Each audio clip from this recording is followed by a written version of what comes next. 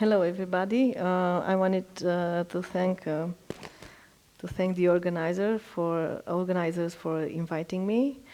My talk is gonna be on a recent project that I have. My name is Oana Ivan. I'm an assistant professor at Babes-Bolyai University in Cluj-Napoca. This is a town in Romania, and I've been friends with Eda, the organizer of this, one of the organizers of this festival for quite a while. So for me, it's a great pleasure to continue the collaboration. And we've been talking lately, and we hope we're gonna also have an Ethnokino chapter, an Ethnokino festival in Romania next year. So you are all invited if you are around.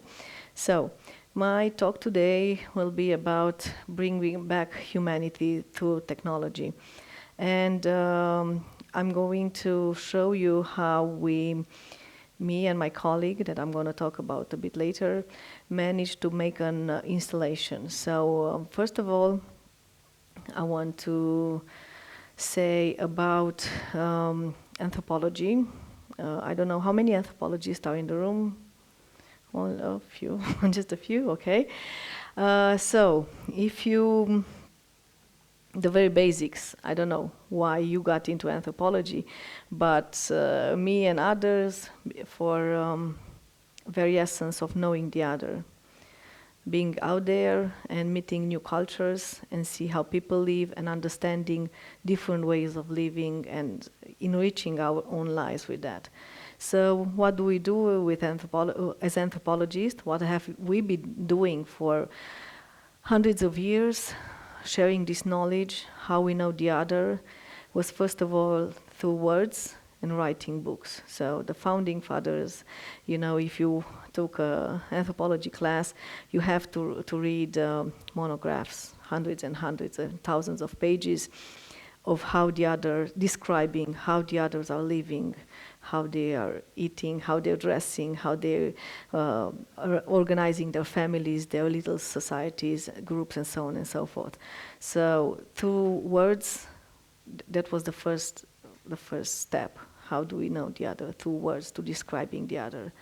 And then with technology came images, and with images like photography, and with films, we managed to describe more. So the camera brought to the world other images about the others. So how do they live? How do they dress? How do they eat?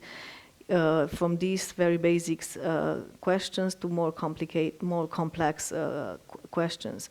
So afterward, images became the tool of spreading the knowledge. How do we know the other? How can we know something about the other? Is through images. And me, myself, I'm still one of those anthropologists, so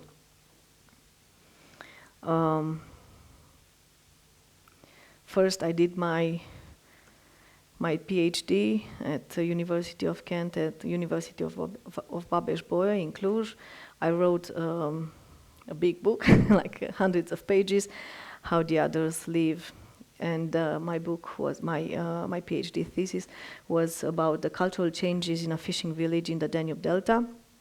I was looking at environmental issues and tourism, how they're influencing the local culture. So I've been writing and writing about this. I also published, but not not with Sean's, unfortunately, publishing house. And then I took the next step. A few years after I've done my PhD, I made a film, anthropological film, Lives Among Waters. This is on YouTube, it's free, you can watch it every time you want it. So it's about, again, these people living in this UNESCO heritage site in Romania, where Danube flows into the Black Sea. So afterwards, I also took camera to express what I learned and to share my knowledge with the others. So after words and images, this was in 2016, I was keep thinking, how can we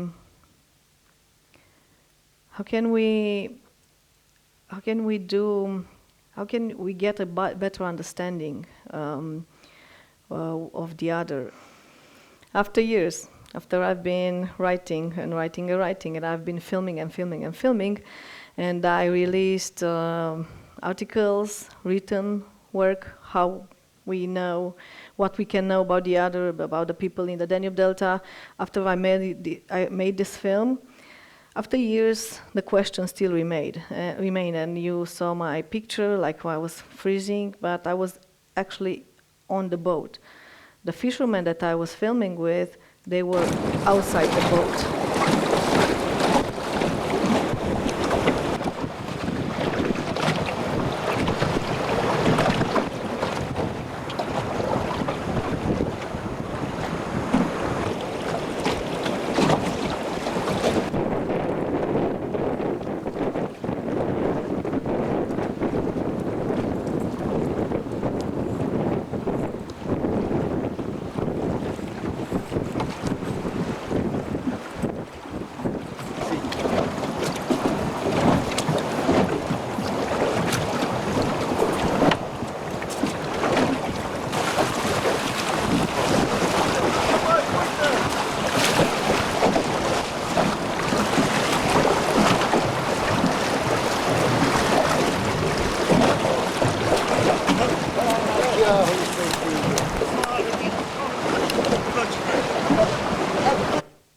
You can see the rest it's on YouTube. But why did I show you this? Because with images and with this strong wind, you get a sense of feeling how cold it was. And as I said, the question remains, how can we convey what we know, what we learned, what we lived actually with these people and what they are living? What can we bring besides words and images and sometimes very rough sounds like these ones? And recently, like a few years ago, I started to look at digitally interactive arts. A friend of mine and a colleague of mine, Christina Poptiron, she's also teaching at University of Babes-Bolyai. We both teach together at film department there. She is a digital artist, and she's doing installations. And I've been looking at not necessarily her installations, but other installations as well. And I looked how digitally interactive arts, like digitally installations, are being used in physics, in chemistry, even in mathematics, to do cool stuff, and how we can learn better physics and chemistry with this kind of technology. And this is when I started to think, why can't we use these digitally interactive installations in anthropology? So I started to talk to her, and we started a project together, how we can combine anthropology and digitally interactive arts. Because I've had a lot of experience, and this is my favorite field ground, the Danube Delta. We went back to my research, and we started to think how we can adapt it and how can we express it, how can we use digitally interactive installations in this case. And we discussed, and we looked back at the research, and we extracted three main themes. We considered that could be potential installations for this in this case. So we looked at fishing in the Danube Delta, we looked at cattle raising, and we looked at weddings or community events. So we started to imagine how we can have extracts of my films or filming new images on these themes, so they could be conveyed or they could be adapted and turned into an installations like this. what we wanted most was that was how we can break the we and they dichotomy, because I think that with a book, I'm here, they are there. So the book, it acts, of course, it's a tool to communicate, but is only one way, and it's creating these two categories, and it's the same with a screen. We can see, like you are right now, you are there and they are there, and you look at them, and it's one way, and they are doing their stuff, and there is no communication, but just one way receiving a message. So in this case, also the screen acts like a book. It creates categories, you and them. So we were trying to see how we can break this dichotomy, we and they, and how we can make the people feel what they're experiencing besides words and images. So for the fishing, we choose this fragment of fishing, with the one that you just saw, and we were thinking, okay, how can we make this into an installation? And what did we do is that we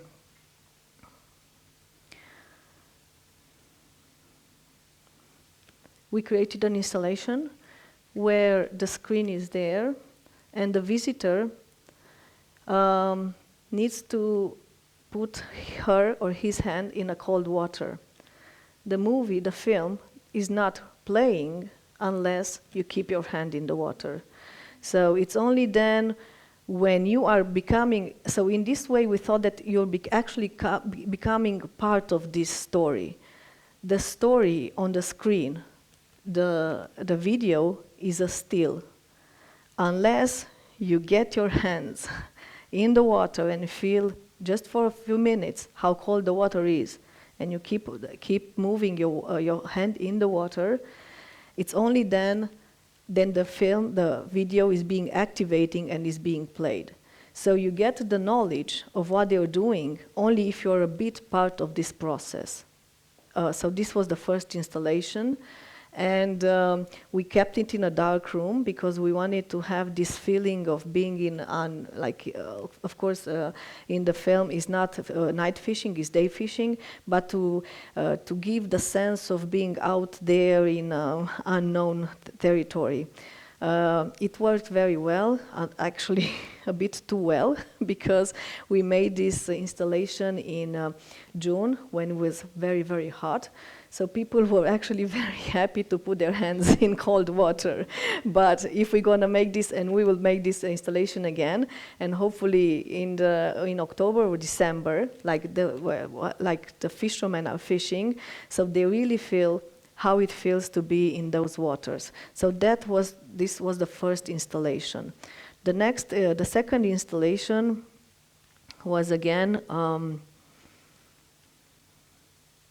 The second installation was about weddings, okay? So people would come into a room, and again, you would see this kind of image. It would be not a still image, but it would be a video of this community event playing in slow motion, like rah, rah, rah, slow motion. So it would not have a natural sound and a natural move, but so what you should do in order to get to see what people do, you should be part of this as well. So again, with my colleague Cristina Poptiron, we made an installation where, like this one, where you are facing the screen, you see the people, and as I said, the video is in slow motion with unnatural sound, and it gets in real sound and real motion only if participants are dancing like the people on the screen.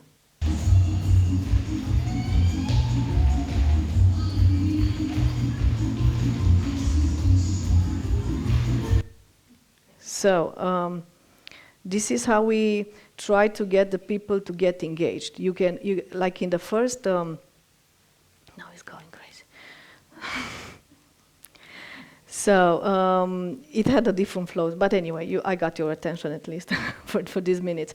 So yes, like in the case of fishing, unless you're becoming a part of it, you're doing something, you cannot actually get the knowledge about the other. And the knowledge is getting through the feel, not through the eye by reading, not through the eye by watching images, but through feeling the coldness of the water, or doing so getting together to dance like they're doing. So you get a very, very little sense of what it means to get into, to dancing in a circle with a big community. And the third and the final installation was about cattle raising. So the people in the Danube Delta, especially in this village, are because they do not have pastures around the village. They have to leave their cattle in the swamps. So in order to get to the cattle, they need to get on the boat and drive the boat for even an hour. So on the constant moving of constant sound of the engine, something very like sometimes I was kind of falling asleep and so on. So it takes a very long while to get to the cattle. So the third installation was less interactive, but it was more immersive. So these kind of images, we transform it into an installation like this.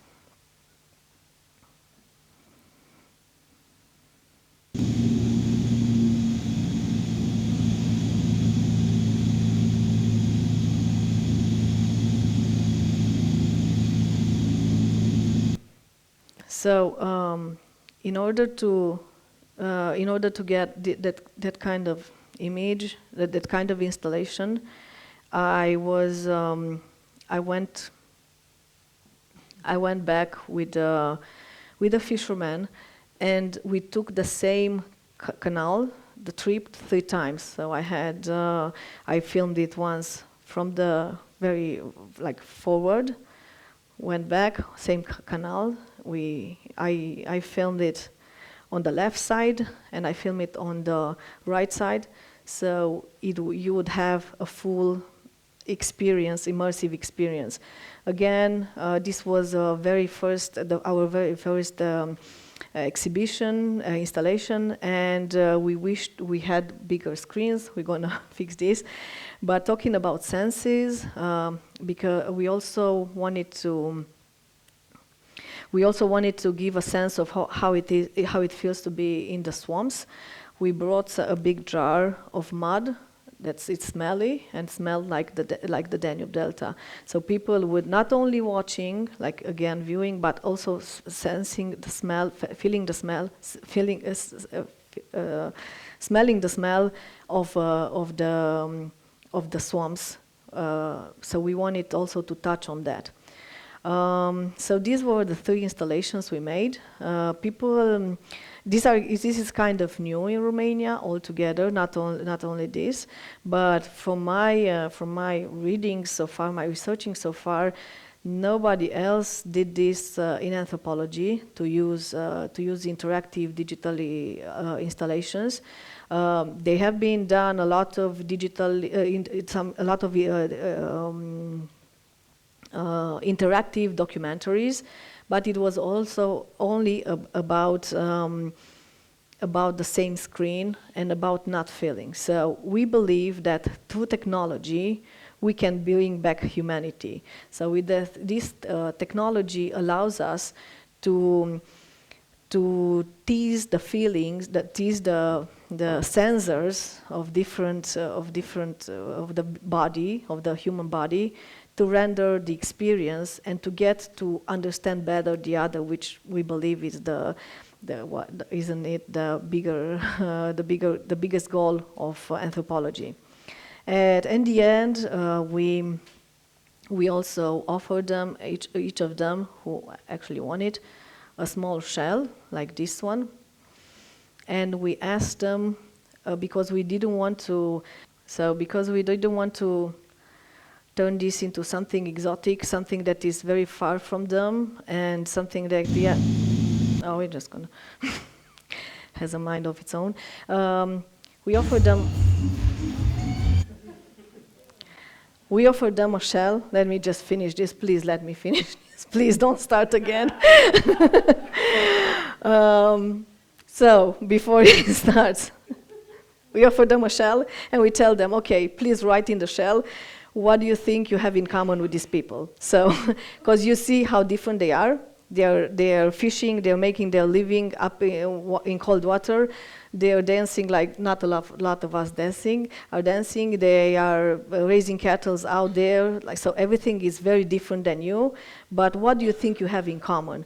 So, we created a little reflexivity time when they would have this shell, and they would write in the shell one word that they think they have in common with the people they just watched or get into some kind of technological interaction. And we got plenty of answers, and so the shell was also a souvenir, so everybody was able to take it home as a souvenir of this installation. And we got some nice answers. Some people said, what was like, oh, but this is difficult. What do I have in common with this? And one lady said, oh, I know, dancing, you know. I also like to dance. Some of them said the joy of life. So some of the installations, I think they did the trick, the job, because they got the joy of the people, and they see that they also have the same joy of life. Somebody said they all breathe, so breathe is something that they have in common. And the cherry on the top, which I was obviously very fond of, and I want to express it here, is they said they have me as a common ground because they know me, and and the people in the Danube Delta know me. So so this was just to smooth out the exit, because the entrance and the middle was not very good, but at least the exit to be smooth. So thank you very much for watching and for the patience. And yes, we are going to publish on this because nobody else did this before, and we believe that is should be next step in anthropology. Not next step, but one of the steps in anthropology. We should use definitely technology and this interactive and whatever it has. The power should not waste this opportunity to get a better understanding of the other. All right, thank you. Thank you so much.